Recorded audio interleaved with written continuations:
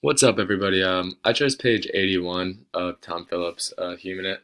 The reason it's a techno text is because I think based off the display and the time period this piece was created in, which was, I believe, 1966, don't quote me on that, um, it was clearly created by some form of inscription technology, which the definition of that is a device capable of causing physical changes in a substrate that count as marks. So an example of that would be a printing press, which also based on the time period, I think would be what created this and the entire novel itself.